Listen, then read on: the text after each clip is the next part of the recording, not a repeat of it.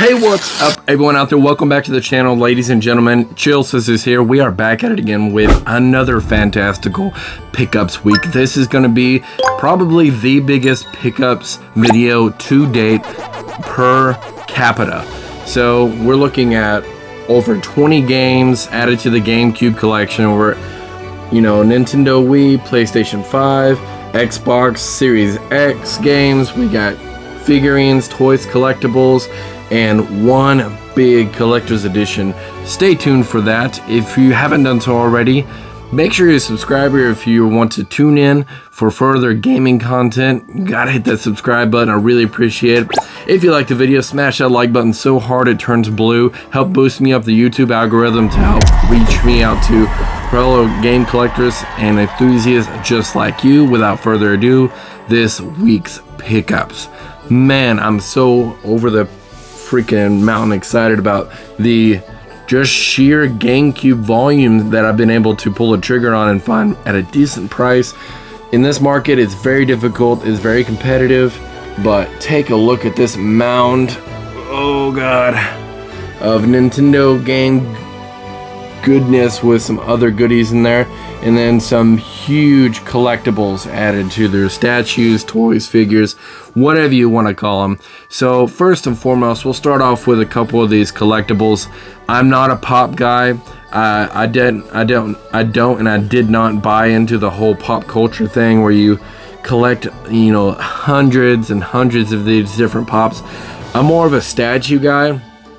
So if I see a pop that's the big version, normally they're around like 10 inches or so, and for a really fantastical price, I'm probably gonna pull a trigger on it. I love them, they're very well made, and whenever I came across these GameStop half off clearance items, I got these for $10 each. So $10 each, absolutely, all day take my money for a 10-inch Super Shredder. Look at this bad boy. He's pretty amazing, if you ask me. He's, I believe he's the bobblehead, 10 inch, I think he's 10 inches. It doesn't say that I can see on here, but this is the Super Shredder. He's sporting his Super Shredder form with holding the ooze in his hand. It looks super good, and on the back of the box, of course, it has some other ones that you can get. You can get Toka, Razar, of course, the Ninja Turtles. So it'd be really cool to throw these up on the shelf and complete the TMNT collection. I just love this case art. It's absolutely gorgeously done. It has the Nintendo theme, but it also throws back original like 90s TMNT graph onto the back of the box. It just has an iconic TMNT green. So like I said, not a big pop guy, but these are awesome. I love them. For $10, yeah, yes sir, I'm gonna pull a trigger on that all day long. This next one is another pop. I know I said I'm not a pop guy, but I am a Halo guy, and for $10, GameStop exclusive again, got this guy for $10. This is the Halo Master Chief, whenever he's sporting the Spartan sword or the plasma sword there. He looks very well detailed. His suit has the 117. He just looks so cool. And then over the back, it just has a couple of other different variants that you can get of the Master Chief, Spartan Mark V, etc. and so on. But actually, I really like the one where he's holding the assault rifle. So if I come across that one at a GameStop for $10 as well, I don't know why they're doing that. Maybe just clearing out some store space. But I'm capitalizing on that half off deal for sure. So got those out of the way. This next one, man, I will tell you that normally, I would have the number one item pick on my list, and put it in the awesome fantastical sleeve we have, and flaunt that and mark that as my favorite pickup. But this one, I just can't, I can't think of a big bag big enough for Mjolnir. Look at this bad boy. This is the collectible item that comes in the God of War Ragnarok Collector's Edition. Look at this big behemoth of a collector's edition. Look at that. God of War Ragnarok Collector's Edition. This one I got on an eBay auction for, I paid $130 for it, plus shipping. The shipping was like, you know, $10-15 for this, something of this mass. I was expecting a lot more, but it is a big boy. Over the back of the box, you can see it comes with the Mjolnir hammer, a couple of figures from in-game, some dice, the sack that you carry your mother in throughout the first game. It makes a couple appearances in this game as well without any spoilers. The steelbook, and really cool display ability factor. I love, because these things are not cheap, guys. You have to be a super fan of the franchise to support them, and I definitely am a massive fan of the God of War franchise. And whenever they make use of every aspect of the collectible, I really appreciate it. For example, this one has the sleeve that goes on the outside of the box, but also included on the inside. You have the display ability factor where you can actually utilize this cabinet, which you open it up. It's just a really cool piece to have, and you can actually display, you know, Mjolnir in it.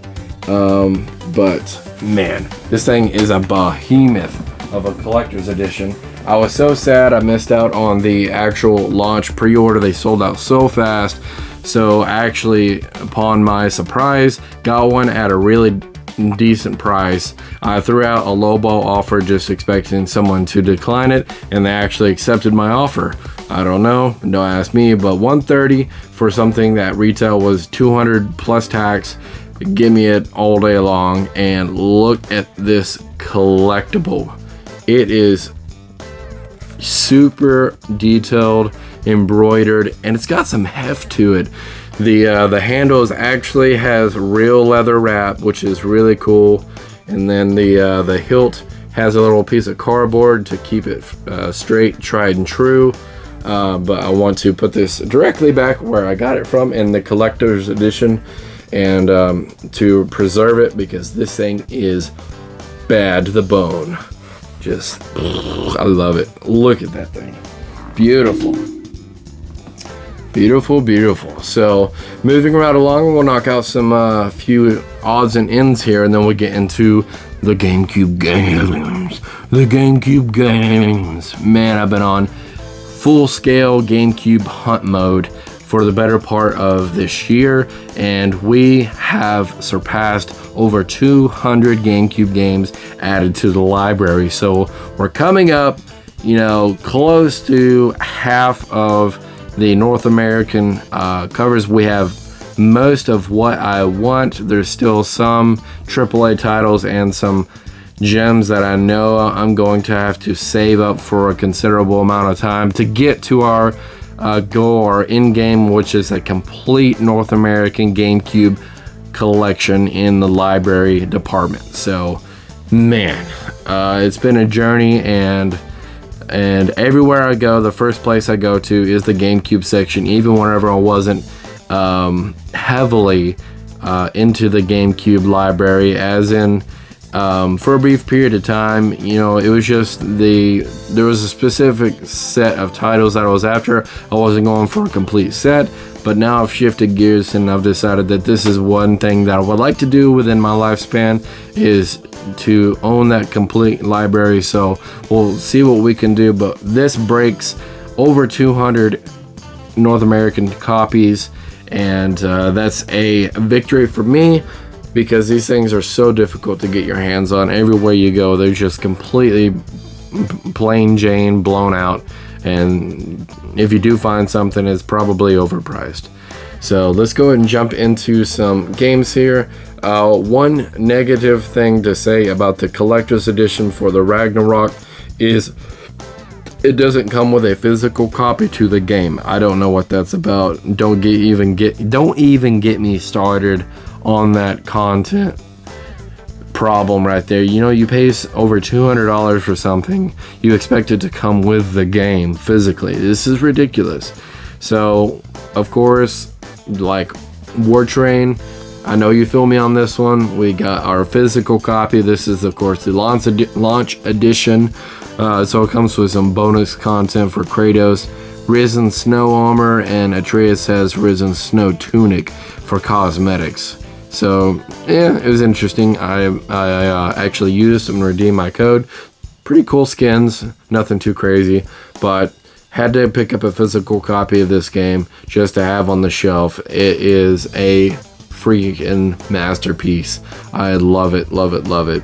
I'm very close to 100%ing it. There's only a couple more things I need to do to get that 100%, just like the first game. 100%ed it, got every single trophy, did everything that you can possibly do, and this one is another one that will be 100%ing. It deserves the attention because the producers and the writers and the art directors, they earn my respect, because everywhere you look is just a piece of art. So God of War Ragnarok, awesome to add that to the collection. It's been since 2018 since we've had a God of War, and boy did they deliver. Back to the TMNT theme, we got a physical copy, which was TMNT Shredder's Revenge. This is a physical copy for the Xbox Series X. And this one I'm actually going to leave sealed because I play it digitally. It's free on Game Pass. But it's really cool. This was a limited physical run, so you can't just go out and purchase this anywhere you want. This one is a very sought after in my book, because they're not going to last long for physical. If you're a collector and you're a TMNT fan, this is a no-brainer. Plus, I'll let you in on a secret. I'll go ahead and post it into... if I can find the image, I'll post it up right now. But I got this one off of an error pre-order, so I got this game for 15 bucks off of a pre-order. I should have got a Switch and a PlayStation 5 copy, or a PlayStation 4 if the vice versa. It's kind of weird with them, but yeah, TMNT physical copy for 15 bucks. Normal retail $39.99 or $39.98, 40 bucks. So I got it for 15 off of a glitch. Really cool catch there. I love it whenever you get a win. You know, you overpay for all of these things. Like it probably costs them less than $3 for all of this to be, you know, made, shipped, and sold. And we pay $75 at times for new release games. It's ridiculous. So whenever you can get a W, then take your W for sure. Massive lover of the PlayStation VR, and I've been trying to expand my horizon and experience new things, and PSVR has allowed me to do just that. And this is one that's been on my list for a little bit, but it is the Until Dawn's Rush of Blood. This is kind of a on-rail shooter type of carnival ride where you go through and shoot the targets as you go through this roller coaster. Pretty cool. I love the graphic. I love the horror theme. I like the jump scares. It's really cool to add to your library. Got it on the cheap. I think this one was a half off clearance deal as well. So I wound up getting this one for about $5 to add it to the PSVR collection. One thing that really throws me off is this game is a PSVR game. It was made for the PlayStation VR, but why doesn't all of the PlayStation VR games have the symbol there? It's made it very difficult for me to go through and find PSVR games that are good, because I'll have to literally go through each rack to find this on the front. So I don't know why every PSVR game doesn't match up back here. It also makes it a nightmare for my OCD whenever it's displayed up on the shelf and I'm trying to display my PSVR exclusive collection, and not all of them have that symbol on the back. Super frustrating. Don't know why that's a thing, but added it to the collection. $5. Not bad at all. PSVR games are kind of notoriously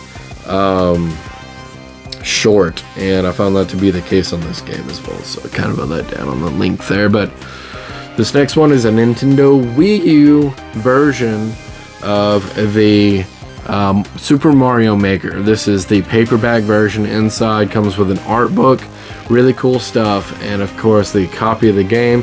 So this is essentially like the big box version of Mario Maker. Didn't have it in the Wii U collection, and it's so hard to find Nintendo Wii U games nowadays. Every time you go there, they have the same games every single time you revisit a game store, and it's everything I already have. So I don't know, the Wii U games are a nightmare to collect right now. So now on to this massive GameCube stack here. Let's go ahead and start going through these. I'm gonna go ahead and split the deck, as it were, make things a little bit easier here to dig through. This first stack I'll kind of shotgun through. Their sport titles. Again, we're going for a complete North American GameCube collection. Gotta catch them all, right?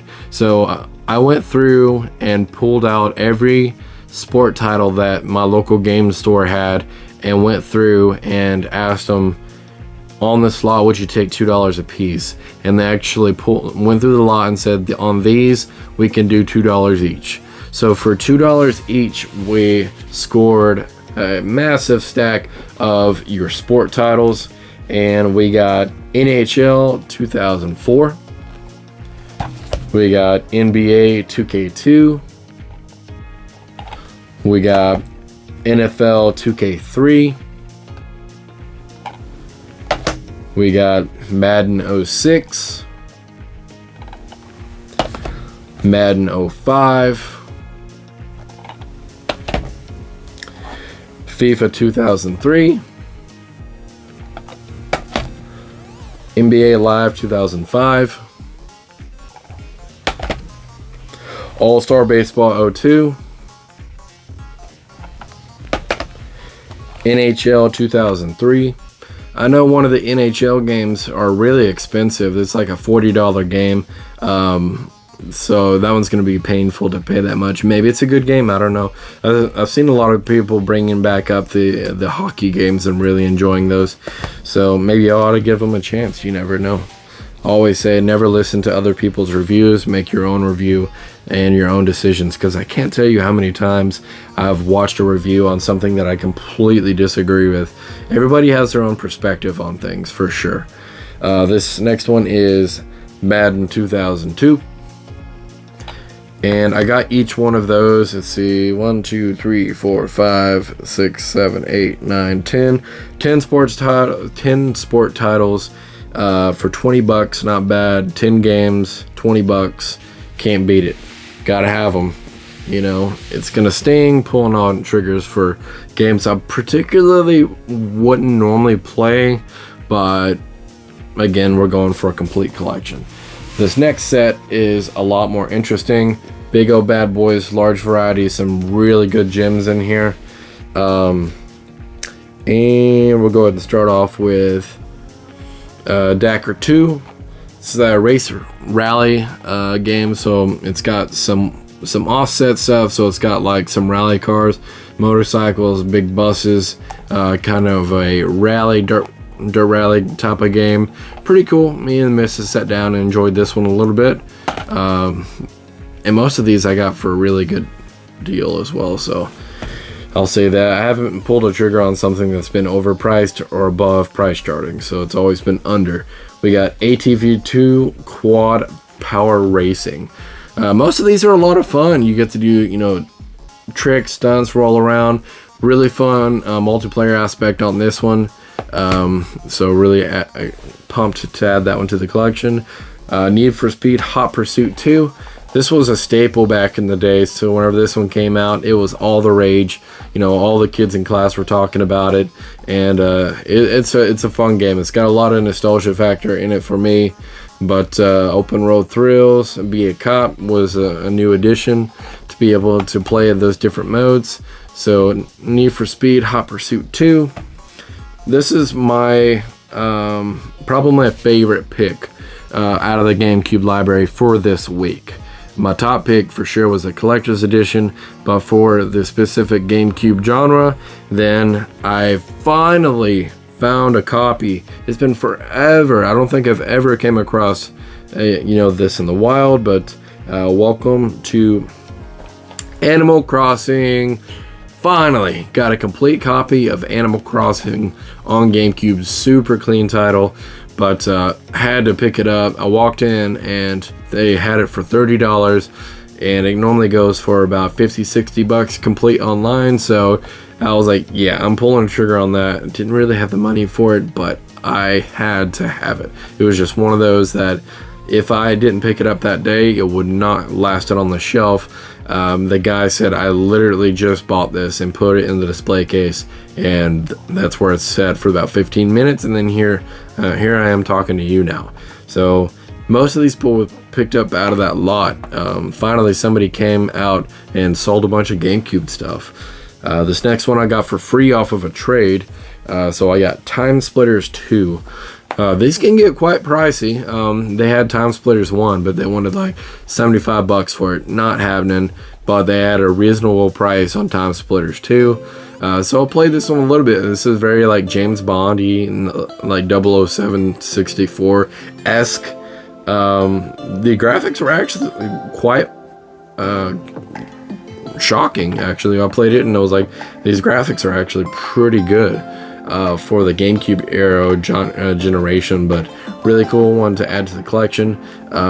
Didn't play this one back in the day, but yeah, I gave it a go. I really enjoyed it. I'm gonna continue to try to finish it. This is a game that captivated me big time whenever I was a kid. It was one of those type of stories where I had a copy of it.